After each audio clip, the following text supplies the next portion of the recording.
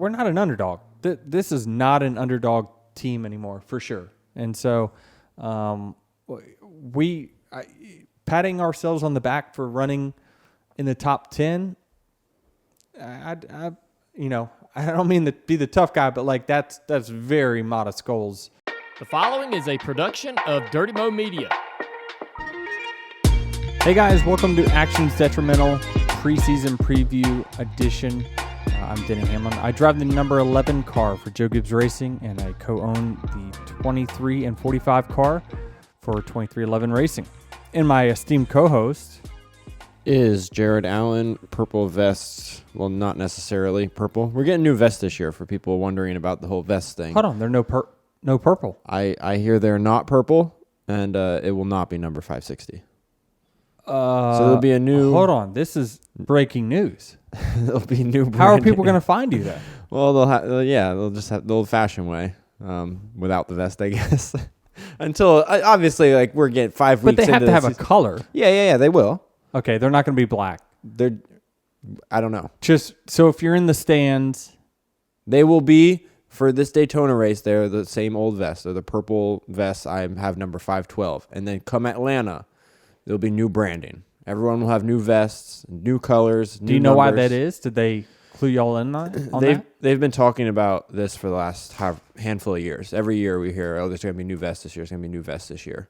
And I think this is actually the year there's going to be new vests. Well, I mean, those old vests were expensive if you lost them, right? Weren't they like $500 to replace? $250. Or $2.50 if you want to replace it on Amazon. Yeah. So... I saw where someone said that Jared should have pushed for number 511 as his vest. I mean, we just got so accustomed to 560. I had 511 actually in 2000. The year before this podcast started, I had 511, and it was fitting because for obvious reasons. Because your two favorites, something like that. Yeah, that's fair. And then it switched last year, and then it took off. They give you the champions vest, 512, the past two champions. Yeah, is that right? Yeah, 512. Nice. Well, so we don't have a big script for this episode, so we're going to kind of wing this a little bit, but we feel like there's plenty to talk about. We got the Daytona 500 coming up this week. This was our last off week for quite a while in this season. So, Super Bowl plans, Jared? I guess this episode isn't... Yeah, we can just let the people know we're taping this on Friday, so we want to enjoy the Super Bowl. Yeah. So, where did you watch the Super Bowl? I was in Raleigh this weekend, visiting a friend. Okay. Who was your prediction to win the Super Bowl? And let's see if it came true. The 49ers. Wow. Okay, going against the grain. I'm torn. I am too. If it's Monday, right, and you're listening to this episode, I really hope that we saw just what it would be like to see Taylor Swift win a Super Bowl. I really want to see that. Do you think the NFL wants that? 100%. Absolutely. Yeah. But I also do not want Patrick Mahomes to win our Super Bowl because I like Tom Brady. Like, Tom Brady's the GOAT. You're trying to uphold that legacy of the GOAT. Right. And if Mahomes wins a third Super Bowl this young in his career, it's a tough conversation. Yeah. Oh, well, I can tell you this. Taylor was heavily invested on the 49ers winning because she has a homework pass at stake here. So in her class, they gave the kids the option. But before the playoffs started, here's the teams that are in it. Pick which team wins the Super Bowl. If you get the right answer, then you get a homework pass. So heavily invested is Taylor. Huh. Interesting. So, yeah. There's a before we move on to this, a prop bet I think I saw yesterday. Well, not yesterday, on Thursday, so a couple days ago. 2.5 was the line, players to throw a touchdown pass. Or throw a pass, not a touchdown pass, throw a pass. So obviously you're given a 2, right? The 2 quarterback. So there'd be a trick play. Or there'll be a quarterback out for a play or two. That too. Yeah, I would take over on that. We'll see if that came true. Anyway, let's go to the present time. Present time, okay? Daytona 500 is coming up this weekend. Let's start our kind of our preview. What's your bold prediction on the 500? Again, this is impromptu. Jared didn't know these questions are coming, so I'm hitting them quick here. Who are we talking about 1 week from now that just won the Daytona 500? Bold prediction would be a new winner, like we had last year, in Ricky Stenhouse Jr. That would be the bold prediction. Who from this? It's not bold if it's happened like the last 3 years in a row. All right. Well, then what's an example of a bold prediction? I got one. You win in another. Is that bold? I'm not like what is. I'm what not is bold? saying me. I know I'm gonna win, but if I don't, I have a bold prediction. Okay. Kyle Busch wins his first Daytona 500. How is that bold? He's never won it. Okay. Well, that's the same thing that I just said. A guy who's never won it. What's more likely, I know, Kyle but you're Busch to being win so it or vague. like You're being so vague. Corey LaJoy? I know, but Jared's lumping everybody that's never won a Daytona 500 into his bold prediction. That's not true. bold Yeah. if you just say, oh, somebody new. Okay, well, there's like 30 guys that have never won it that are probably going to be in this field. So you get what I'm saying? I get Like, what you're you got to be saying. more specific if you're going to be bold. And mine is that Kyle Busch wins it for the first time. All right. My After bold prediction is 20 years of trying, 20 years of frustration. Kyle Busch. Yeah. All right. My bold prediction is that Jimmy Johnson makes the race and is up towards the front at the end. All right, I'll go bold. I'll go bolder. My prediction: Jimmy Johnson sits on the front row. Now is that Not bold? only makes- Now is that bold? I Not don't only know. makes the race, he sits on the front row. That's a pretty good sign for your Toyotas then. It's meant to be bold, not like predictable. I mean, what's the chances? Probably not very good, but that's my bold prediction. Jimmy Johnson comes out of the gate, boom, with a smoking fast lap. Okay. Well, the chances are 1 in 41. Yeah, so it's bold. All right, what else do we want to hit on? So those are our Daytona 500 predictions. I do want to play a little game with you. Okay, let's think about this. This is predictions, and I'm going to ask both of you, and we're going to put this on the record, and we're going to revisit this later in the year. I'll ask you, Travis, first to pick a number between 1 and 36. 13. 13 okay. All right, this is one. If it falls on a driver that is no longer driving, we're going to go off of the new driver of that car.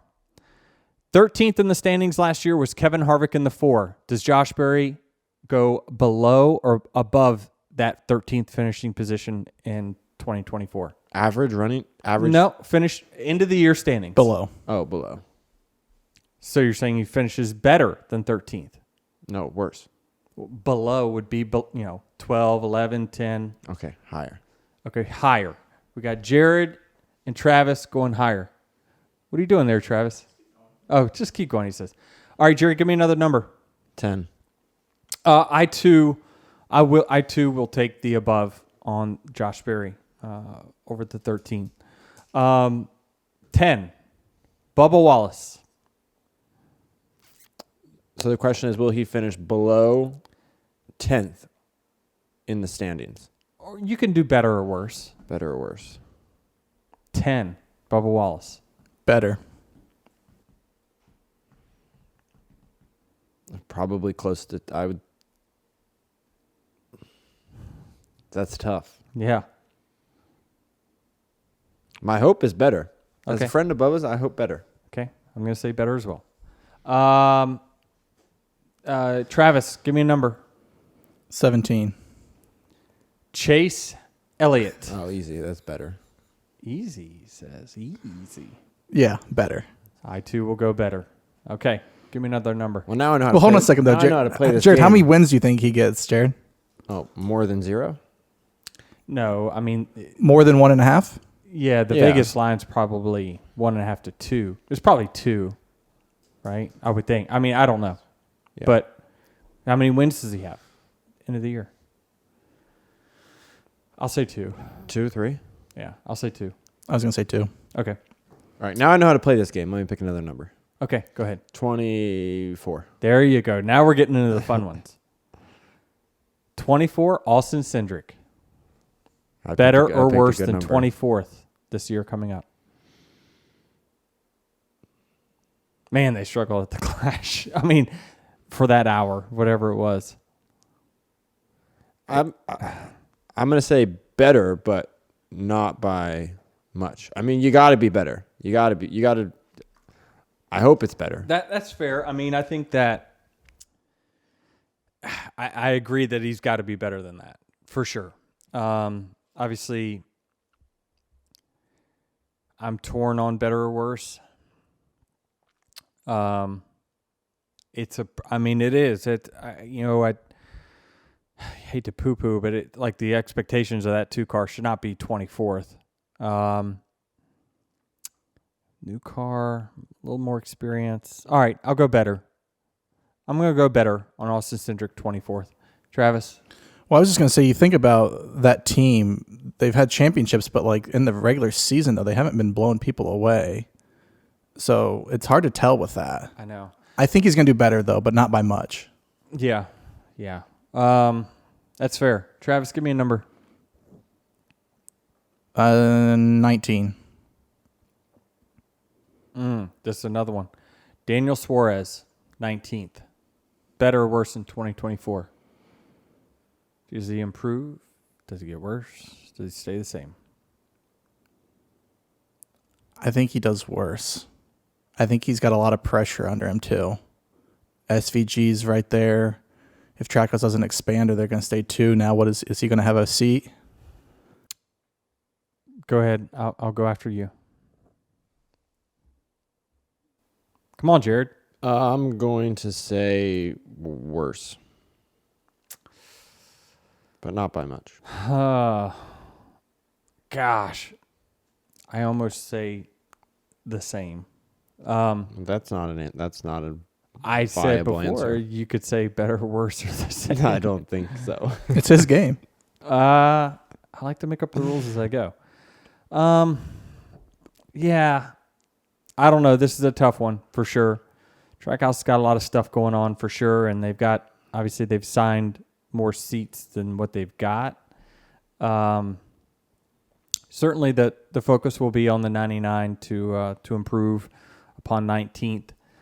I think that the numbers pretty close to right. But I'll say better. The only thing that worries me is him trying really, really hard and making mistakes. That's the only thing that worries me on the under, but I'll take the under. Let's do 2 more. I got one. Are you looking at the standings? Yeah. All right, go ahead. 22. 22nd, Eric Almirola, now Noah Gragson. How do you say? Is it Gregson? Gregson. Yeah. I'm shrugging my shoulders. I want to make sure that we say his name properly. Maybe we can get some clarification from social media once this comes out.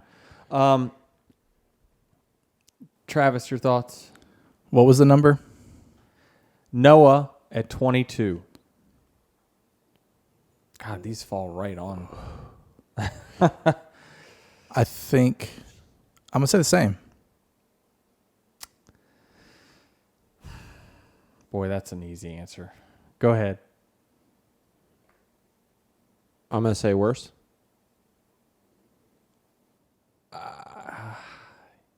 Man, I just don't know what to make of Noah because I know he's worked really, really hard. He's super motivated. It's a lot of like what does Stuart Haas do this year, right? I think, do they have a resurgence? Do they stay the same? I don't think they get worse. I'll 22. I'm looking at the drivers who's going to have to leapfrog. It's tough, but I'll probably say worse, but it's close. It's close. Spending that much time out of the car, the Cup car, Like, do you think there's going to be an adjustment at the beginning of the year for him, or how do you think that'll go? I mean, he could win the Daytona 500. I mean, realistically speaking, nothing is a shock in the 500 anymore, right? So, I mean, the last few winners we've had has been Cindric, McDowell, and Stenhouse. So you just never know. Like, this is actually counterintuitive of what my season-long bold prediction is. So I might be cutting my nose to spite my face on this one.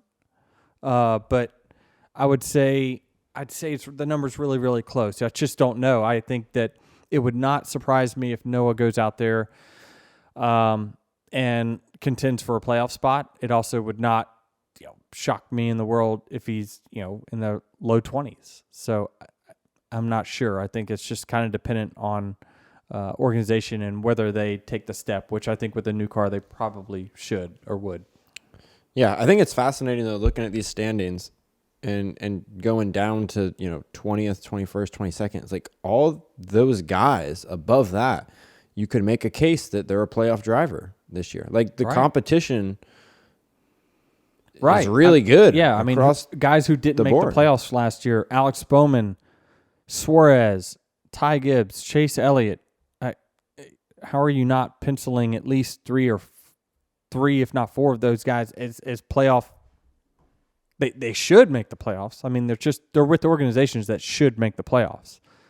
I mean, that is a very modest goal when you're driving one of these cars that they're driving. So, yeah, you're gonna have to jump quite a few, and you're always gonna have like the two drivers that win that you just don't plan for on a super speedway, or McDowell at the road course at Indy last year, that just they weren't going to make it in on points, but they did it that way, right? So, but even still, so McDowell then that still was leaves right there. a big name out, right? So, if you're going to go ahead and pencil in the Chase Elliott, Ty Gibbs, just because they're on a rise, they're coming. Alex Bowman, he's going to have a comeback season. Daniel Suarez, he's going to go forward. You would think. Who are you taking out? I guess the 4 car was in. We're saying it's going to be worse, so that's one out. Prediction-wise, we just don't know, right? I mean, again, it's hard pressed to bet against Rodney Childers because he finds speed or has found speed with Kevin Harvick for so many years, and it's like, well, we're probably going to find out. Well, this is like Belichick and Tom Brady splitting up, right? What was it? So that'll be interesting. I don't see any major names that I'm then taking out. So certainly there'll be at least a couple cars that you would expect to make the playoffs not make it. So it'll be fun to see how it all plays out. I got a question. 15 drivers won a race last year. Is that number higher, lower, or the same? Lower. I'm always a pessimist on the amount of drivers that win. What was it? Was it 17 the year before that? The first next gen year, 16, 17? It was definitely higher. It was higher, right? Because like Truex didn't make the playoffs and he was second in points. Is that right? Or third in points? So, because he didn't win a race. That's the yeah, line. It's like 14.5, I feel like, looking at the feel standings. like it's like 13.5. I just think that I would choose over 13.5. I know, but the trend is that these big teams figure things out, and once they figure things out, they have an advantage that just you're not going to be able to overcome. The resources eventually catch up. I think, in my opinion, the next-gen car really opened it up in the first year for the lower teams to hit a setup and be really good and win a race. And that's why we saw so many winners the first year. And that number trended down in year 2. I think it trends down again in year 3. I know, but let's look at the win tallies from last year. There's 4 cars that won one race. The 22, the 34, the 47, and AJ Allmendinger. You would assume Joey's not. I'm not saying any of these guys are fluke wins, but Joey's a proven winner season after season, obviously. Yeah. So let's pretend that there's not a new winner at Daytona. So Ricky doesn't have this win last year, and then let's pretend that McDowell doesn't have that win last year, and then Allmendinger doesn't have that win. So you take out 3 guys that didn't win a race last year. Brad Keselowski, who ran up front quite a bit, could easily have won. Bubba Wallace, I think we expect Bubba to win this year. Chase Elliott, I certainly do. Chase Elliott didn't win. Ty Gibbs didn't win. Ty Gibbs could easily win a race this year. Suarez didn't win. You can make a case for Suarez. Did you mention Bowman? This year, Bowman. So, the number last year was 15. I get it. And there was only 3 or 4 guys that I won a know, single but you race. also had William Byron get 6. And if you kind of dig into those 6, that just was- makes my case better, is if you take 3 of those and now offer 3 new opportunities for another guy to win, one of those could be Ty or Bubba. You're right. I think that's what makes this season kind of compelling on what happens, because even though it doesn't seem like we were talking about like a ton of off-season news, we were talking with Jordan Bianchi from the Teardown, although it seems like a low article off-season of like big moves, it's still a fair amount of them, because there's manufacturers with new cars. Do they improve? Do they get worse? You have a few drivers in new spots, an overhaul at Stewart-Haas, right? So it's pretty compelling. Will Brad finally get a win in an RFK car, right? Buescher, didn't he have 3 in a row? Did he have 3 in a row? I think it was like 3 in 5 weeks. Oh. Yeah, it was 3 straight ovals. Remember? Oh, 3 Jordan straight ovals. clarified that Okay. last week. And again, I mean, I don't know. I mean, if you dig into each one of these wins, you're just like, man, did he dominate 3 races, or did that, was there a caution that helped that really? But he kept putting himself in position to then win the race, and he got on a really hot streak there because he kept being in the top 5, and then all of a sudden, if you keep doing that, a caution is going to fall your way, and you are going to get a win, right? And you capitalize. So it's execution is such a big part of this, and it's going to be pretty compelling. So I think this season's kind of wide open as to, I think it's really easy always to put like the same 4 to 5 guys in the final 4 every single year just because. Do I think that's unreasonable to do this year? No, because I believe that the super organizations continue to just get a little better. I think pit crews continue to get a little bit more consistent year after year with the next gen car. This will be now the 3rd year with these single lug pit stops. So if you look at kind of the blow ups that pit crews have had, it was a big number in year 1. Everyone's just getting used to it. Look how many loose wheels. It was just like every single week, right? Someone was losing a wheel. Then it was quite a bit less last year. I think it'll be quite a bit less this year. So it just, people get acclimated, and that's when you start getting into this is starting to be little itty-bitty advantages here and there that just make a big difference as to whether you're dominant or not. And I think that the big teams will always just have that because of the resources. So you're not going to get them to these engineers to unlearn what they know. And I think that that's why it's easy to pick, chalk guys. And when people say, well, my bold pick is like a Chris Buescher or Brad Keselowski to get to the Final 4, it is somewhat bold. Now, you wouldn't think so, but Brad still hasn't won over there. It's been a couple years now that he's gone winless. Brad, I think, in my opinion, is just he probably doesn't get enough credit for how good he is behind the wheel. He's just really, really good. It just may have not have shown in the win column the last couple of years. So when you're building an organization or you're trying to help the technical side of things, the competition side of things, it's a process. I can understand that firsthand, how tough it is for a 2-car organization or a 3-car organization to go out there and win. So I think that we still haven't seen, and by the numbers, Brad's probably getting right to his prime, which is almost that 40 number. Is he like 38, 39? I'm not really sure. So he's getting into that really sweet spot where statistically he's going to be in his prime. So I think It's 39. So have we even seen the best Brad yet? That's kind of what disappoints me in a way, because I know a lot of people who have gotten into NASCAR over the last couple years because of, outside things like the Netflix series and things like that. And they don't necessarily know how good Brad is. Like, Brad was really good. Yeah. Yeah. At Penske, he was just, he was a guy that you could just mark down for 3 to 4 wins a year. I mean, I think, man, I don't know. I'm trying to rack my brain here, but I feel like there was a streak there of like 3 or 4 years in a row he had 3 wins or more. I mean, that is no easy task, and I don't care what your organization is. If it's good, then you've got good teammates. It's got the same as you, so it makes it even harder. Brad went from 2016 to 2022, winning at least 3 races. That's 6 years in a row. And if we go from 2011 to 2020, he won 3 races a year, excluding 2 years, 2013 and 2015. Yeah. Well, I mean, that's interesting for sure. And so, if you're looking for a bold pick to, make it to the Final Four, Brad might be it.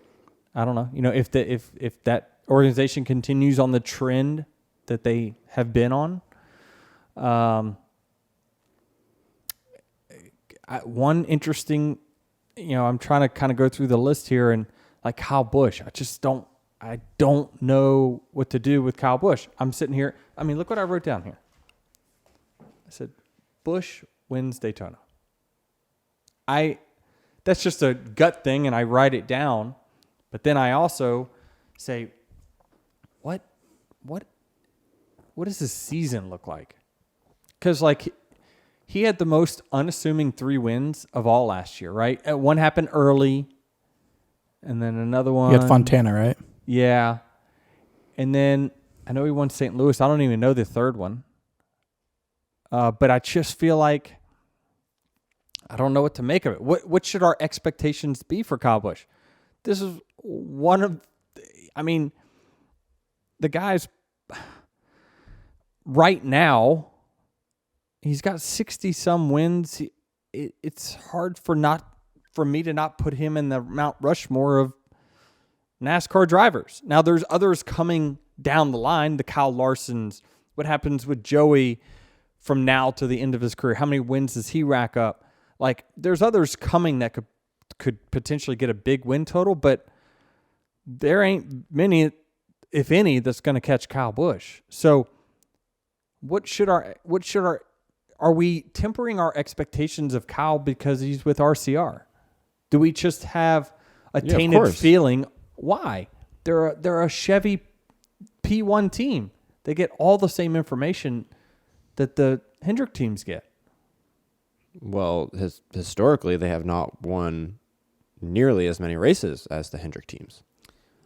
Yeah, they're a 2-car team, right? They've won at least 3 races 2 or 3 years in a row. I think Reddick had 3 in 2022, all road courses, right? I don't know. It's so tough because I look at these guys and all I see is like their upside, and I'm like, oh, that driver's great and he's going to win a lot. But there's only so many wins to go around, and so somebody's going to have a year that falls below expectations. And so that's what confuses me about Kyle is that, as a talent, he is a guy that I believe, to me, it's like Kyle Larson. Like you just say, oh, he's going to win 4 races a year. That's just because of his talent. He's going to win 4 races a year. But he didn't. He had a real bad playoffs last year, and we were talking more about him driving backwards than we were him driving forward. Like, that was just kind of his highlight reel the second half of the season, and even he'll admit it's just they just kind of lost it. So, like, what would your expectation? What's your realistic expectations for Kyle? You you mentioned RCR. Are we tempering our expectations because of RCR? And outside of Tyler Reddick's 3-win season in 2022, prior to that, RCR hadn't had a multi-win season in almost a decade, if I'm not reading this racing reference wrong. So, like, to me, that's why that is, right? Because you think Kyle's driving an RCR car. Obviously, Kyle's super talented, but he's driving an RCR car. So our expectations are tempered because what is RCR going to bring to the table for Kyle? Yeah. If they bring at least last year's, if they come to the track each weekend this year, equivalent to what they did last year, then I think the expectations for Kyle are a 1-2 win season. I can't argue with you, and I don't know why, because I know Kyle's talented, but I can't pinpoint anything that RCR doesn't have that can't make him successful. I think they've got really strong pit crews. I mean, they've got a good organization.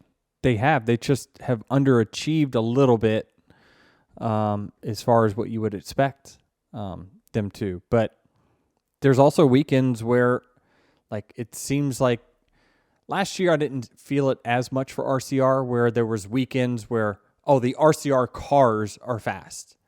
But I feel like the years prior to that, there seems like there was weekends, I don't know, maybe a Richmond comes to my mind pretty quickly, where like Austin Dillon was really fast, and then his teammate at the time. But they didn't have that show up and they're the fastest organization. And then I think every other team had that last year, where both of their cars or that organization is fast this weekend. RCR just never had that. It was either Kyle or it just wasn't happening.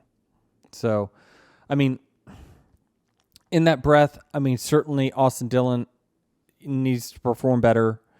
29th, that's got to improve. I think that's the easiest probably layup of all that is going to improve. It's got to. I think Eric Jones, I'm just looking at the standings. He was 27th last year. That might be the easiest one that I think goes forward. I think Eric Jones. Well, that team had a penalty too, right? Yeah. Was it 100 points? I think it was a lot to put Eric Jones at 27. So what? Give him 100 points. He's 22nd. So it's just, Austin Dillon had the same thing. I think they had a big penalty after Martinsville as well. But again, you give him 100 points and you're just not gaining that much. It's 23rd in points. So,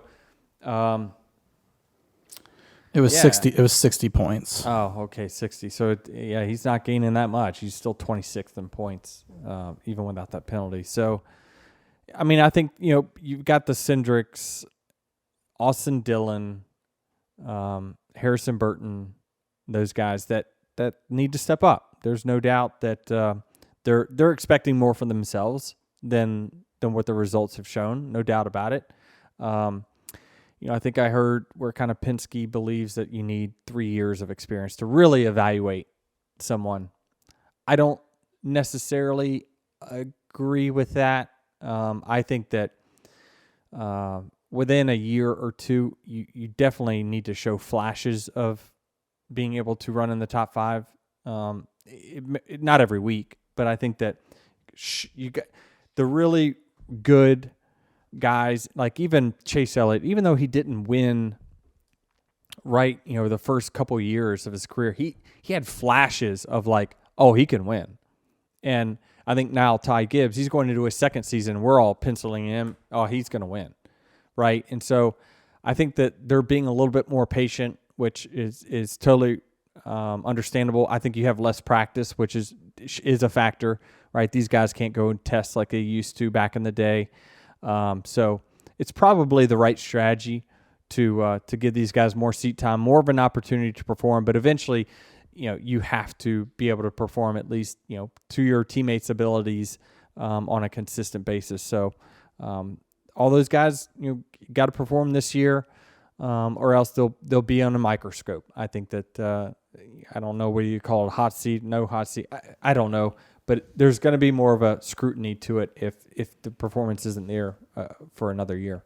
Yeah. What's your expectations for 2311 this year? New building. It's a lot of new around 2311. Where are we going this year? I mean, our expectations is to continue to get better, and that's a very vague statement.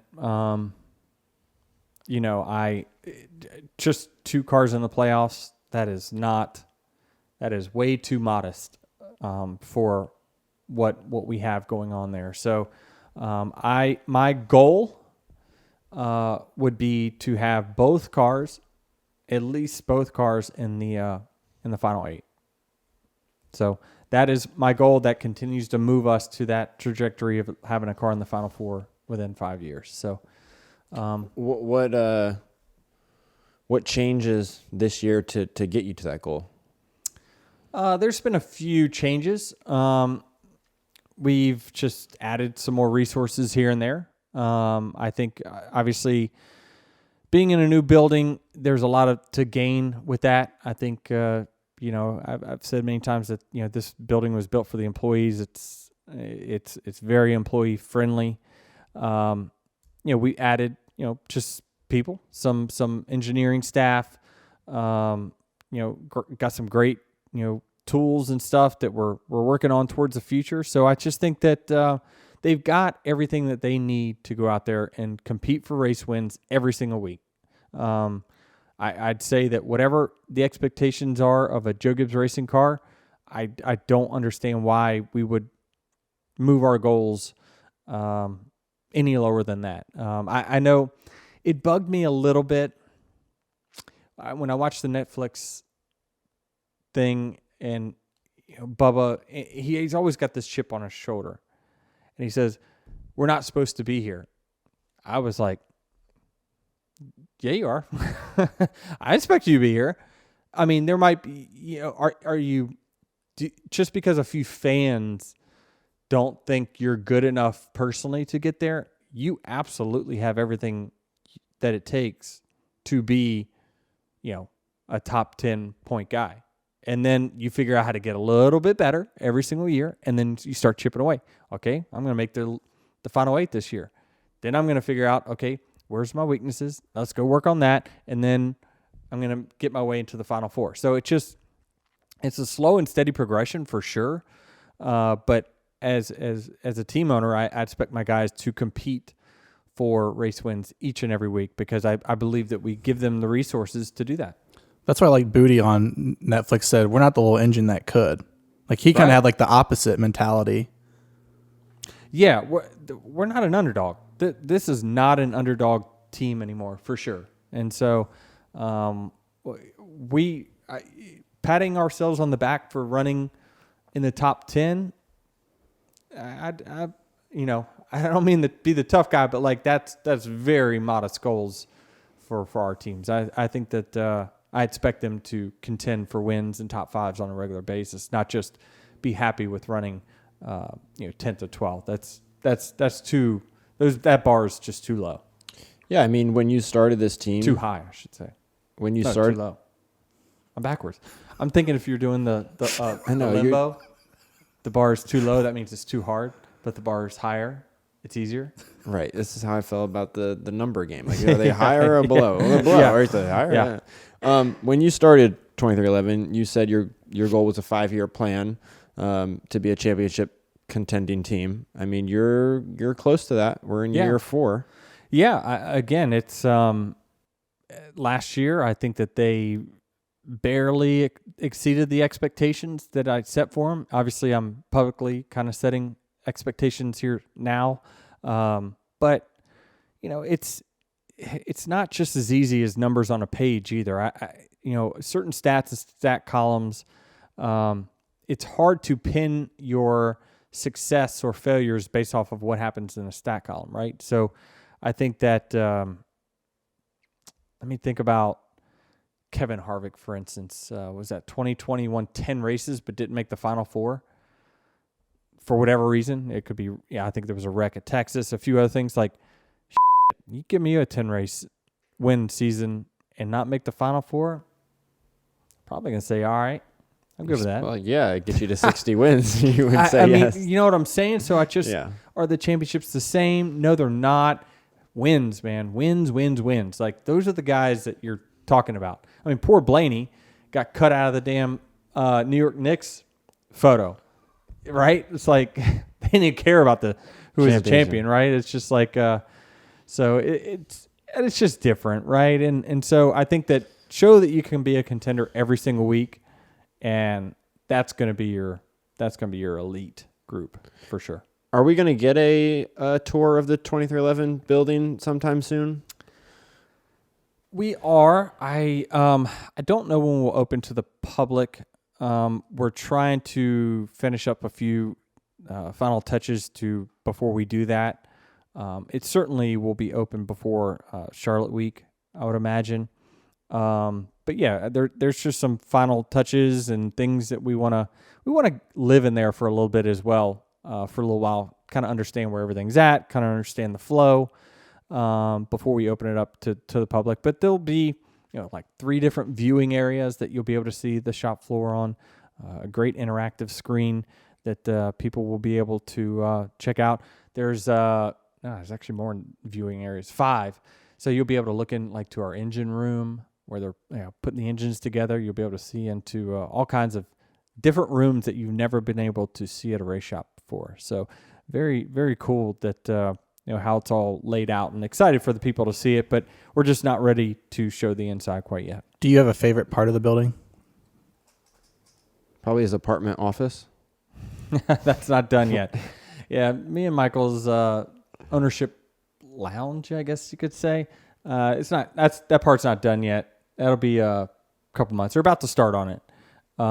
We didn't need that to build cars. So we made sure all the shop floor, engineering, business wing, all that stuff was done first.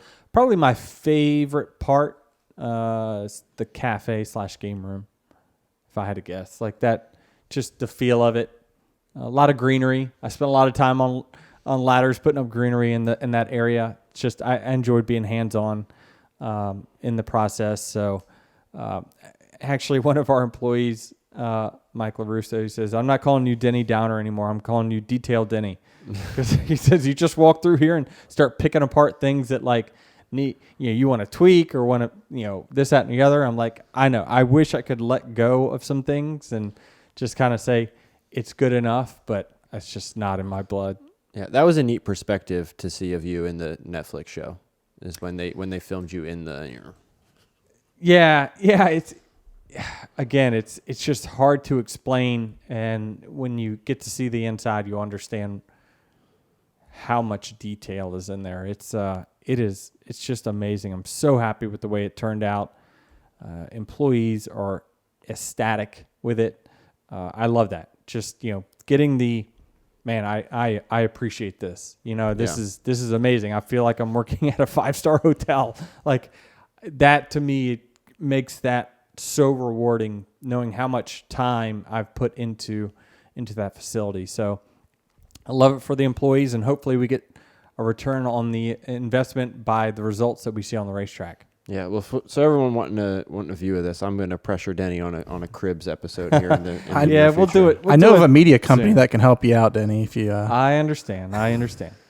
Before we wrap up, I got a few more questions I want to ask you. Toyota has 2 more cars to work with this year at Daytona. Is 2 cars enough to notice a difference? Yeah, I think what it will allow us to do is kind of set our own strategy. Like we just had to latch on to whatever group pitted either first or last, whatever we wanted to do. We never could set our own strategy of when we decided to pit. We always had to pit with others. So this hopefully will give us enough car count to be able to do that. That's the biggest change I think that the Toyotas will finally see, is to have enough cars to set their own strategy instead of latching onto someone else's. I guess it'd be 3 if Jimmy qualifies. Yep. Front row. Right. Bold prediction. Bold prediction. I'm curious, outside of your Daytona race wins, which is typically the answer to this question you usually have, is there any moment throughout your storied career at Daytona that really sticks out to you? I mean, I would say the 2004 Daytona 500, the one that Dale Jr. won. It's just a great memory because of how the whole weekend played out. Like that, to me, was... That's the one you ended in victory lane with him with, right? Correct. The one that you saw the picture on our social media about where I'm in victory lane. I'm actually standing next to my future bus driver that has been working with me now for the last 10 plus years or so. So if you look just to the right of me is he was John Atkins. He was the bus driver for DEI at the time. And so I was standing next to him. I don't even think I said a word to him in victory lane that day. We just happened to be in the same photo op. And then I look, and it's funny because I got a text. Gosh, I can't remember the name, but he's like, "Hey, I got a picture here, and that was framed in my office." He works at RCR now in comms, and he's like, "I looked at that picture, and it's been in my office for forever." He's like, "It was the victory lane picture." And he's like, he looked up and he says, "What the hell is Denny Hamlin doing in that picture?" And it was the picture of him and me and John and Dale Jr. and Josh Snyder and all those guys in victory lane. He's like, "What the hell was he in that picture for?" And so I just, that was the moment where that weekend I was actually on iRacing. It was NASCAR 2003 back then. And Dale Jr. was just like, "Hey, what are you doing this weekend?" I'm like, "Not much." He's like, "You want to come down to Daytona?" I'm like, "Sure." Drove 9.5 hours down there. He's like, "I got a place for you to stay." I'm like, "All right, well, where do I stay?" He's like, "Well, if you don't stay with me on the bus, then we'll just, I got a spot for you at this little rental house." I'm like, "Okay." So I go to the rental house, and I'm staying with Martin Truex and somebody else, and he just basically had all of his Dirty Mo buddies in this house. It's crazy, and that's the true story, right? And so I remember sitting there, and I'm going to the track, and that actual weekend I signed my development deal with Joe Gibbs Racing. So I remember at the end of the race, I was a guest of Dale Jr., so I'm in his bus watching the race. But the day before, I just signed my deal with Joe Gibbs Racing, but I didn't really feel comfortable like hanging out with them or piggybacking off them. So it was a battle between Tony Stewart and Dale Jr. that day.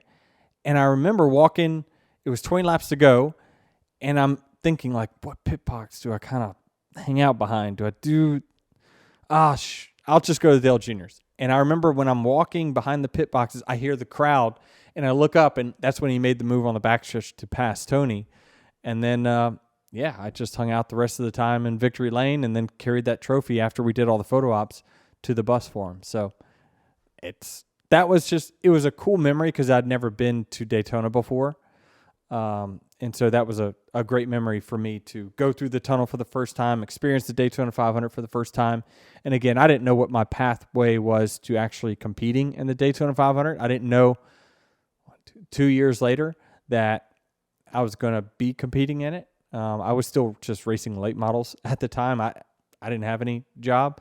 So other than working at my dad's trailer shop. So crazy that 2 years later I competed it and actually won the shootout 2 years later. Actually, now I'll think about it to the day. So, and this is crazy. Now I'm thinking about it. And beat Tony Stewart and Dale Jr. If you look at the photo op from the 2006 Daytona, the shootout, they tied for second, and I won the race. That's crazy, right? Crazy stuff. So that was my favorite Daytona memory. Besides winning, of course. Yeah, that was a great answer.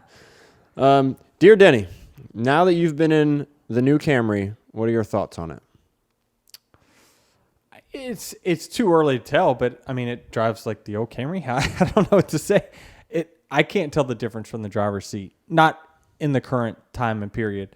We haven't been at a track that's got enough speed in it to really know any of the characteristics. But for those who don't know, like when we have a new car, like the new Camry XSE this year, everything else is the same. So when I strap in, all I can see is my dash, all the roll bars, everything around me, and that's exactly the same as it was last year. So I don't feel any difference yet. again, I don't know if I need to drive it differently on a Will bigger you track feel or not. difference like in the draft potentially this weekend? Yeah, I mean, you definitely, it'd be interested.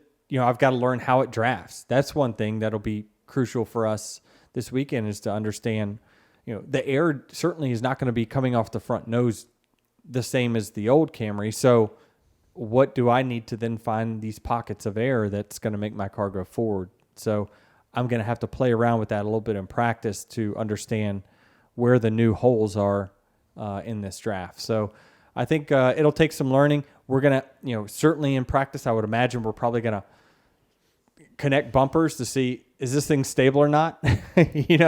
How aggressive can I be pushing teammates?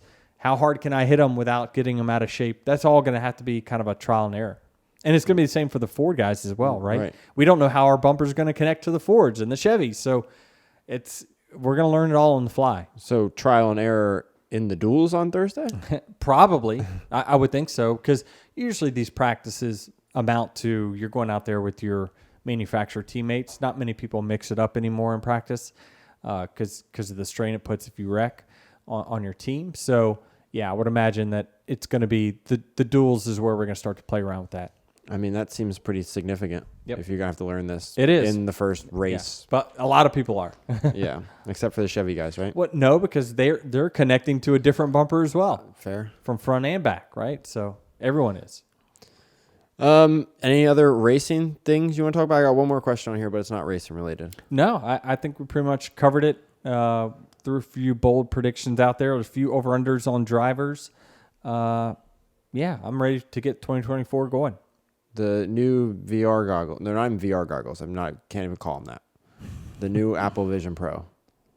Yeah, that was a game changer. It might be a stretch. But no, I'd say that's an understatement. Really? Yeah. I feel like there's not enough apps now that support it to really make it something that I must wear. Like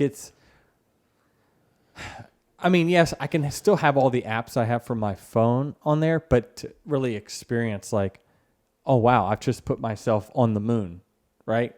That part, there's not a whole lot of apps yet. They're coming, but like just the dinosaur experience was just crazy. Like we just went in there and I was able to put an F1 car in my living room, and then I sat in it and I could pick apart like body parts and see what's under it.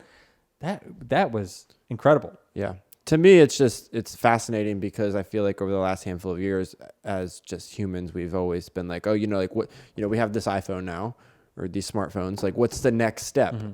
And now there's like something tangible where it's like this Apple Vision is the worst it's ever going to be.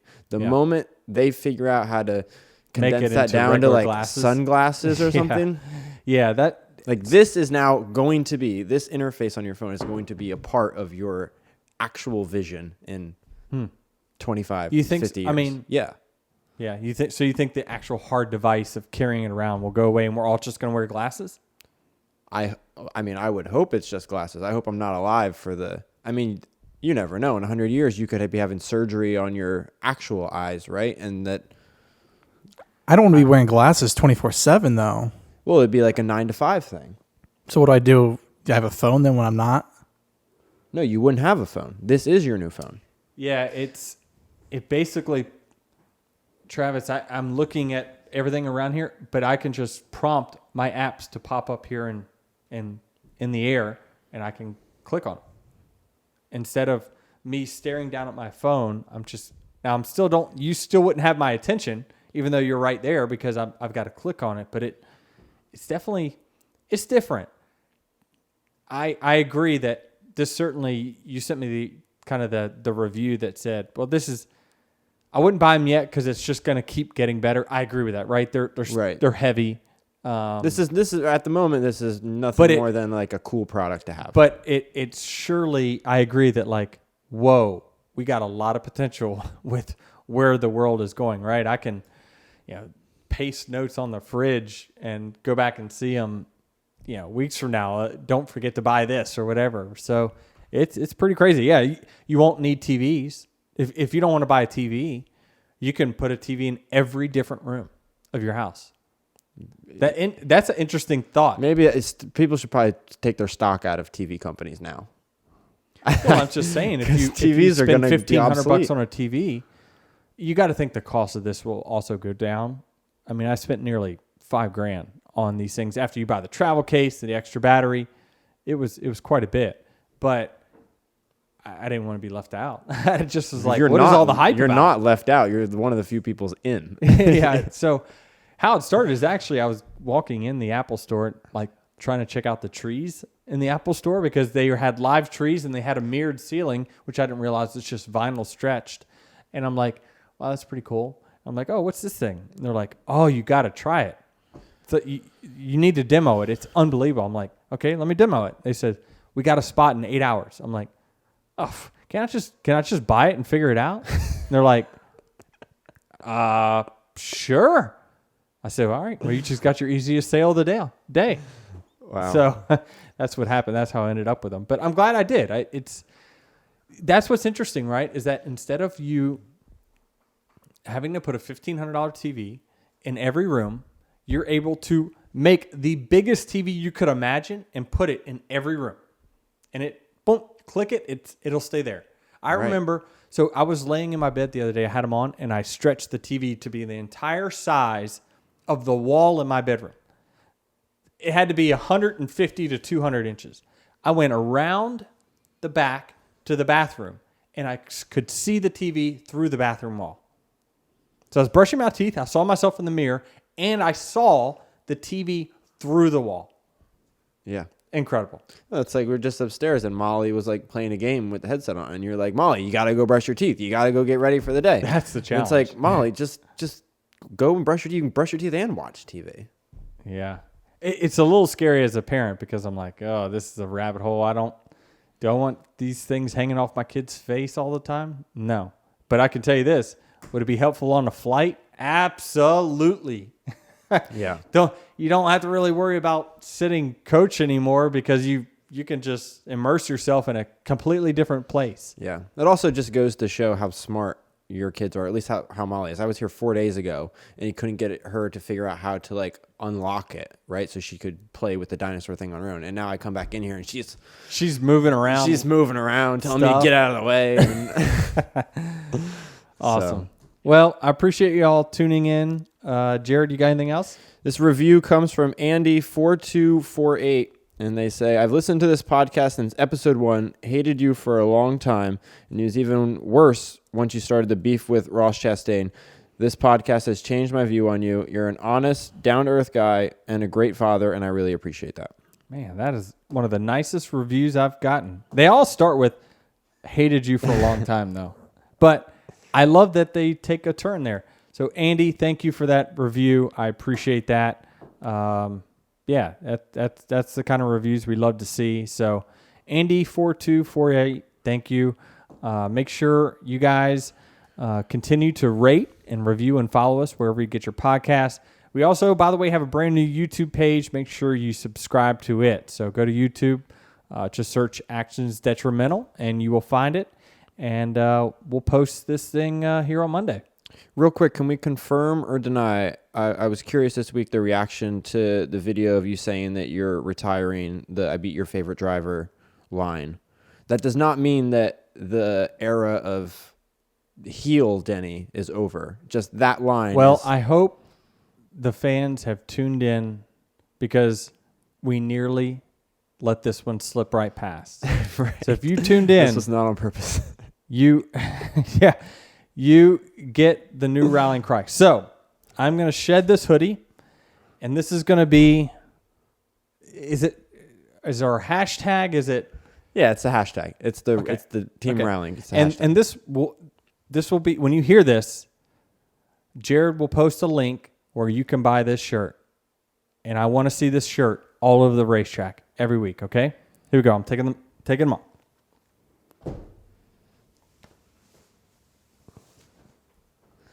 Okay. We've shed it. Your computer's in the way. If you see us, Move your computer down. up. There we go. Here we are. He's all in. We're all in. And just so you know, we're all in because we've had a lot of failures. Check out the back. Check out the back. Hold on.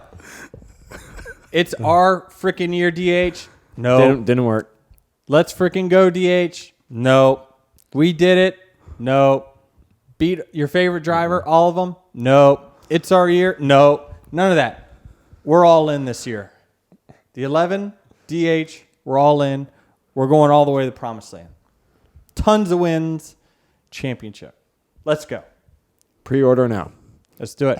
All right. Well, we'll see y'all after Daytona 500, and we'll wrap up what we saw, and hopefully we have to push this episode back because we won the Daytona 500. We'll have to push back Tuesday or something, or we'll have to do a live on location. Yeah. But either way, you'll be able to tune into the teardown right after the Daytona 500, and then we'll be shortly after that. So we'll see y'all next week. You know, when you kind of digest this whole Chastain Larson thing, you definitely have to go back earlier. Check out Dirty Mo Media on Twitter, Facebook, TikTok, and Instagram.